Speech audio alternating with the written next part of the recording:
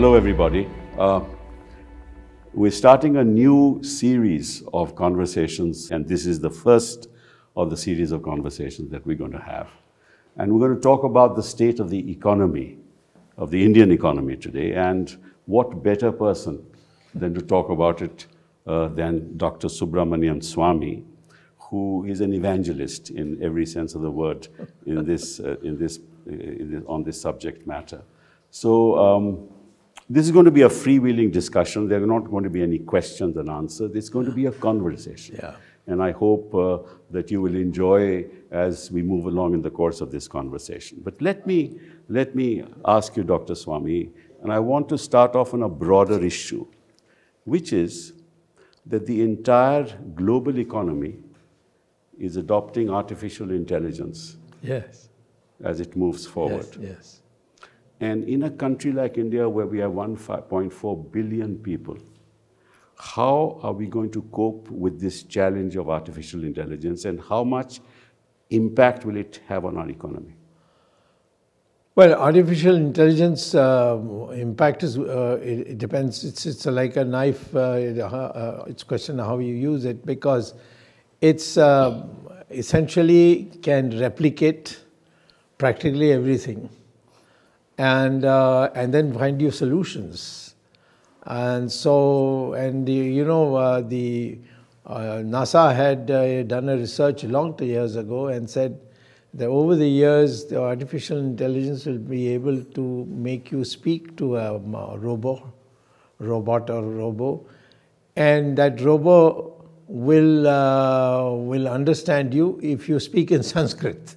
Right. So, in a sense, because Sanskrit, there's no two PUT, put, and BUT, but that problem is not there in Sanskrit. Correct. It's all very precise. So I would say that Indians, if they are properly educated now, they will probably be in the forefront, largely because of the population, the extent to which it can be used and so on. So I think artificial intelligence is something we should welcome, and the government should actually start the research project for it and encourage people, give scholarships. No, but I am looking at it from another standpoint. Look at it from the impact of artificial intelligence on commerce. Yes. Right? That's another aspect of it. Yes, of course. The reason why the Western world is adopting it is because they don't have enough manpower.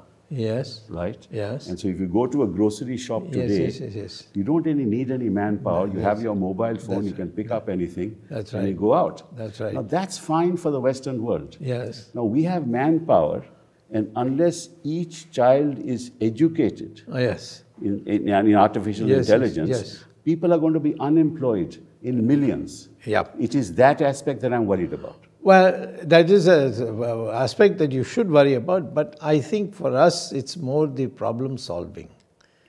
To present a question, and the artificial intelligence, through the artificial intelligence robots, you will be able to get solutions. That's fine, but provided you are able to empower our children. See, what is this the point is, this is now confronting us as a big global challenge. Yes. What are we doing about it in India? That's the question. At the moment, nothing much. But there was a period when the whole computer issues, the software, everything, after all, software came because of the Y2 issue. Yes. And then... That's 2000, the year 2000. Yeah, 2000, the 00 will take you back to 1900. Correct. So at that stage, it was the Indian research which got you the solutions. That's true. And I think what will happen is that even the West will have to depend on Indian scientists, and there are already many... For their benefit, though. Of course. But we can, as a consequence... But they haven't even thought about it. That depends on the leadership you have. If you have dumb leadership, then, they will just give you a spin. You're saying that the leadership is dumb. Today's leadership is not... there's no scholarship in today's leadership. You have highly educated people who are leading Well, our they country. must have a spine to tell the Prime Minister, who is not highly educated, I don't even know what he's educated in. No, we move away from, we go to commerce and move away from the field of education. Okay, now there's been a lot of talk, we move on to something else, on this $5 trillion economy, right? Listen, this was, at that time itself, I had gone public on it. We were $2.5 trillion economy. Correct. 5 years ago. That's correct. And he said, I'll make it 5 trillion. Correct. By 2024, 25. Yeah, in 5 years' time. But we have not even crossed 4. No, we just crossed 3 incidentally. Yeah, 3.6 or something in current prices. That's correct. That's not the same thing as constant prices. IMF says that you will reach 5 trillion by 2027. Something like that. Right. Assuming there are no crises in between. Yes. But by then it will not be enough to be 5.7 trillion.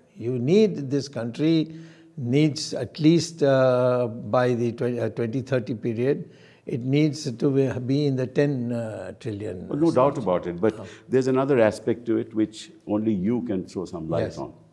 So if you look at countries like Italy, Brazil, France, the UK, they were in the band range of $2 to $3 billion economies 10 years ago, right? Yes. And we were a little below that. Yes.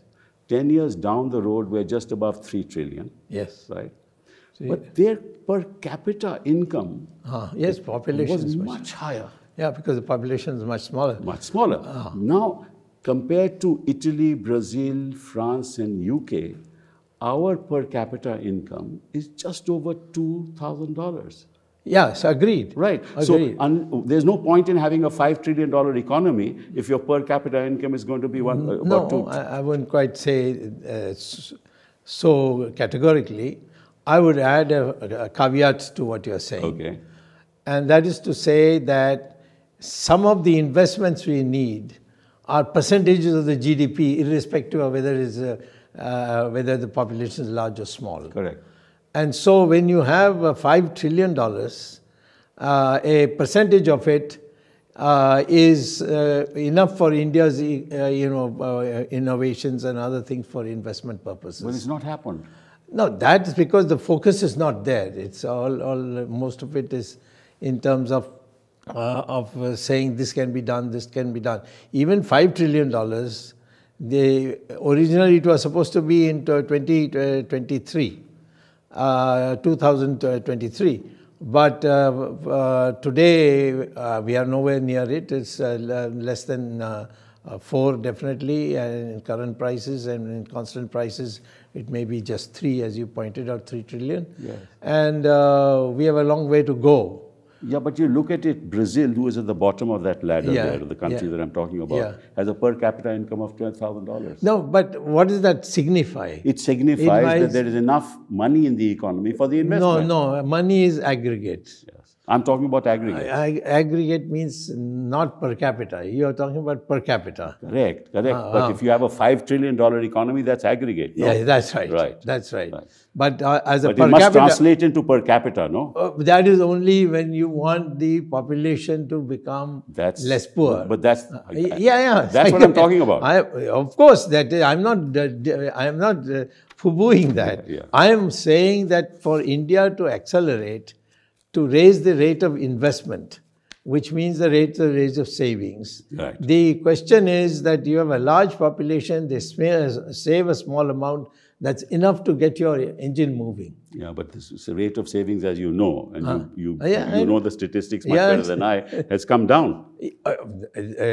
Well, you were telling me not to get into that aspect just now, a minute ago. Otherwise, please. No, I would say that nobody in the present government knows any economics. Oh, I see. And it comes from bureaucrats. Even the ministers don't know. They only sign. So that's the difficulty. The PMO is actually... I've known the PM since 1972. I'm talking about PMO. PMO has a man who went to England and did some development economics. That doesn't give you... You need some mathematical training in order to be able to do the calculation to create a model. They had economic advisors, but most of them have left. I see. They have gone to the IMF, the World Bank, and so on, because they were not being listened to. You can only listen to if you are in a position to understand what the person is saying. Correct. If you say 2AB or something like that, then it means that, you really don't know what is going on. Right, that's true. See, we had this G20 and the G20 countries, and I was looking at some of the statistics. Yes. We're at the bottom of the ladder in the In per capita terms. In per capita. Yeah, but we are not, even Indonesia is higher than us. Yes, but we are number 3 in the world in aggregate. But that's all right. But what? See, if it doesn't translate. See, that's where we are having a problem. Yeah. I am saying that yes, what you're saying is very important for poverty and other issues. Yes. But I am saying for investment. I agree. But that investment is not happening. What's happening in terms of investment? I agree, that I agree. This is the problem. That part I agree. That's an additional part. Yeah. That yes, investment is not. It's like unless saying, you incentivize. It's like saying I have 5 crores of rupees in my bank. Yes. Right? And yes. I have 6 members of the family. Yes. Right? The per capita income is high if you divide it from the numbers. Yes. But there is no growth happening because I'm not using the 5 crores in the right way. Yes, correct. This is the problem. Absolutely correct. That's the point. Absolutely correct. That's the point. That's the point. I'm also saying the same thing. You must know what to invest in. Right. And that, you see, suppose today you look at America and see the interest rates on loans that people take from banks, just 2%. That's correct. And we are doing it at 14%, 13%. We cannot possibly compete with the rest. No, what's the difficulty in lowering the interest rate? Well, they're worried about the fact that lower the interest rate, give more money to people, more NPAs, more problems. No, there will be less NPAs. You make the people, tell people that this interest rate you invest, then only we will give you. They don't want to take that risk. They won't take that risk. Well, you know, a lot of these people will run away to, other parts of the world after taking the money. I don't know, you might have been a very young man at that time, 1991. VP Singh left our government with Mr. Chandrasekhar. I know. In a complete mess. And what did we do?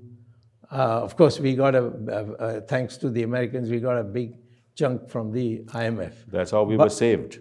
Yeah, but we invested it. Yes, we did. And then Mr. Rao came, and he transformed everything. No doubt about it. So I'm saying today also, if like Mr. Rao, you bring about change and provide incentives for people to invest, not to tell them to do it here or do it there. No, but we are moving. I mean, I think this government is moving away from investment and more into giving freebies to people. Yes, they think that this way they'll get votes. Yes. So they are not worried about the economy. No, they're not worried about the long term. Absolutely. So they're more worried about politics. That's right. So that's very serious. Because it is serious because there's no one there to tell them that this is not the way to do it. So the real transformation of the Indian economy took place during the 90s. When Narasimha Rao ji was in power. Narasimha Rao and Manmohan Singh followed it up. Although he has got no credit for it. Yeah, I don't think but I believe that we are told that the history of India has actually commenced from 2014 and there's nothing that happened prior to that. The history of India, of the economy going down. I'll tell you this. Okay. At some stage when you get time. Okay. Write down the growth rate. Growth rate, because we are focusing not on per capita. No, we're not. Growth rate GDP from 2016 and plot it. Yes. Growth rate from one year to another and plot it. Or you read my book. I've read it. Okay, in that there's a graph. Yes.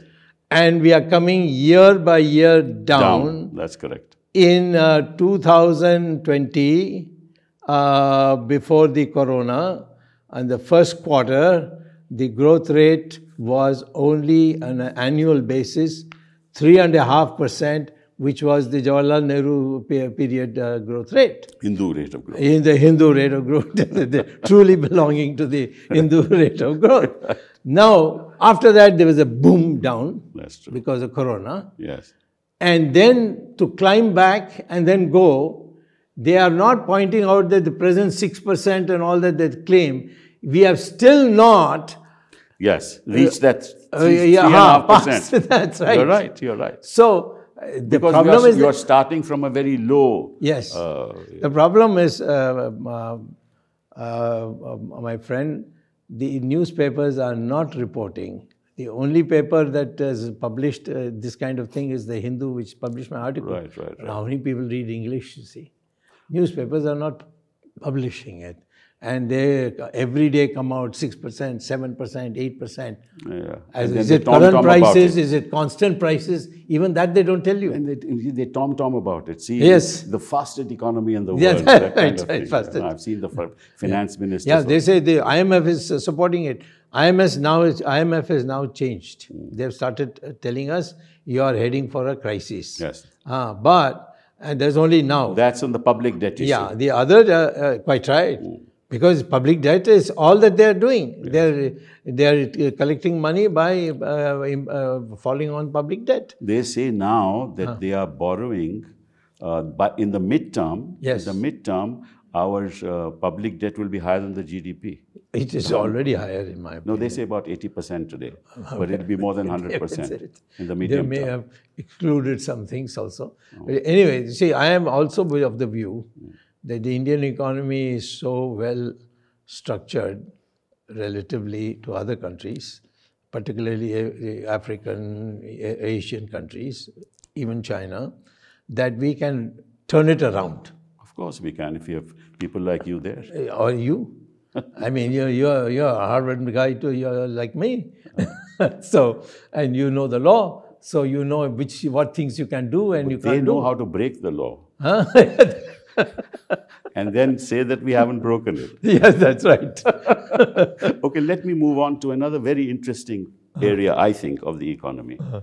Is that you have a country in which the service sector contributes 70% to the GDP. Today, that may not be as high. Or like 69, 68%, something like that. Anyway. And the manufacturing sector contributes around 16, 17, 15, 16%. That's right. And the balance is agriculture. Yes. But most of our population is in the rural areas. So really a small percentage of people in this country are generating economic growth. Yes. Right? Yes. What does it tell you about the future of India? Well, this is a very small number of people did the revolution on all the electronics that came in the 90s, you see. But that's nothing. That's not happening. That's what I'm That's not happening because there's no motivation. I'm honestly telling you, people are, so much migration has taken place, nobody is pointing out. So many people have started going out of the country, nobody's reporting. I know them because I see them from 1.5 million people. They are. Yes. And they're all educated. Yes, that's true. You know, the Americans don't have to pay for their education. We give them already made. And the Indians adapt very fast. So, all that is happening today, and I am saying this because as a patriot, I think I should bring it out because others seem to be, in my party, a little scared that something might happen to them. Okay, so therefore, and I'm, being a wild man, I've been through the emergency, I've been through so many things I've got sacked from the IIT where you played a role to get my money back. So I would say that the real problem today is the fact that people are afraid to express the truth. And the newspapers are being told what they can publish in economics and what they can't. But unless the manufacturing sector grows and we get earnings That's through very export, easy. All you have to do is lower taxes. But it's growing at 1.6% today. Naturally, what is the incentive? You tell me, unless you tell people that 95% of your profits you will keep and as long as you reinvest it. We won't tax it. You will see tomorrow people, putting up factories and so on. So what you need actually is liberalization, internal liberalization. Narasimha Rao proved it. Right, of the Indian economy, Prove which is it not again. happening. It's not happening. Nobody even wants to take Narasimha Rao's name. You should get At least Bharat Ratna he should get in this January. See, what I was worried about, and I was looking at some data, that all the investment is coming in, which is backed by global companies. Yeah. Right? That's right. So all the FDI is coming in, also backed by global companies. Yes. And all the profits, though the investment is coming in, the profits are being generated for the global companies. Yes, absolutely, right? absolutely. And the result is that the capital accumulation, which should take place in India, right, in the economy, that's not happening. Absolutely. This is there in the numbers. We were once upon a time 36% of the GDP we were saving and investing. Today is less than 27. Correct. That's correct. I mean, it's never happened before. Right. And that's why the public debt. That's right. And you make it up by just printing money. Exactly. You know? So this is very worrisome. China did it through manufacturing. Yeah. We can't do it through manufacturing. No, you see, the question is we don't need to, because we have a service sector which is in big demand anywhere. That's because correct. The wage rates are so low. No doubt about it. So I don't think we need to copy China. No, we don't need to. But see, the point that I'm making is you're right. The service sector can do it. But we need a liberal economic structure to allow that to happen. People should be rewarded for what they're doing. Exactly. Yeah. And that's really not happening. Yes. Now, this takes me to the point of poverty.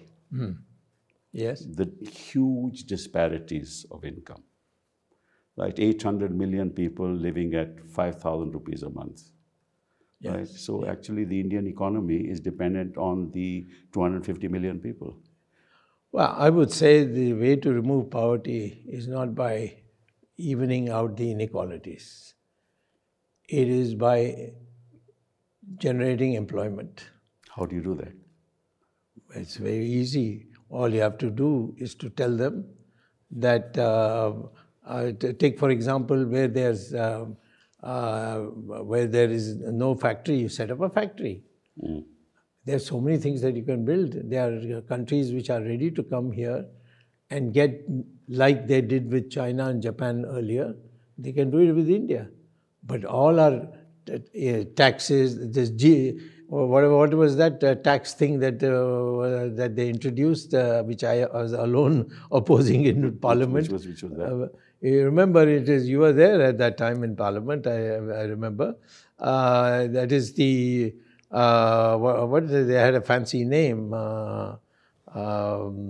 It slips my mind. So it was introduced by Mr. Modi, where not only the income tax, direct taxes will be collected by the center, but even the indirect taxes will be collected. And then the share would be allotted to the states. But that's right. That is the distribution of income. Yes. Right? No, distribution of taxes also. Of taxes also. Coming to that, the states are being starved of funds at the moment. Yes, that's the best way. Because you have this this thing that is called, which I think actually it was originally proposed by Mr. Chidambaram when the UPA was there. But the implementation was done by us, and Mr. Jaitley was in the forefront on that. And it was totally unsuited for us. Because the states are now saying, you're not allowing us to borrow. Or collect. Yes. Right? You collect, and you collect over and above, you collect the cesses. That's right. Right? And you collect other things. So our share to the total amount has come down to 28% instead of the 41% that the Finance Commission directed. You got it. You got it. Absolutely correct. Absolutely correct. So this is what they are crying and say, how do we develop? See, unless states develop, the country cannot develop. Absolutely. So there has to be complete decentralization. Yes. And in fact, the states are not even able to employ people for those collections because this center has its own cadre, which they want to politically control. Now, this is the double-engine sarkar concept. I want a double-engine sarkar means union will be there in the states as well as in New Delhi. Yes, that's right. That's right. It's something very odd. I mean, then why have a federal structure at all? You see, the advantage is that there is a social change that is taking place, which is making economic performance or lack of it not so important. That's the problem. And that is the mandir and temples, this kind of thing. Well, it's nothing to do with economics. Nothing to do with economics, but people are. So you must do both. Ultimately, people will realize Yes. that even though the Ram Mandir is built, and that's a great thing, Yeah. we need food on our table. Absolutely. But what we need is both. Yes, of course. Because we did have 1,000 years of invasions and We'll talk oppression. about that subject on another occasion. We may have a difference of opinion. Yeah, of course we are bound to. We should have, otherwise it will be not interesting. Now, let me come to the last issue of the MSME sector. Yes. I personally think. It's very sad. Yes. They don't get any benefits on money. The way they have to collect is the same way as even the rich companies have to do it. Let's go to the market and get money for it. They have no support on marketing, which is the most important thing for MSME. Marketing should be there should be an agency created that anything MSME produces with subject to good quality will be provided in markets by an agency which is set up by the government. I agree with you, because at the moment they are starved of capital.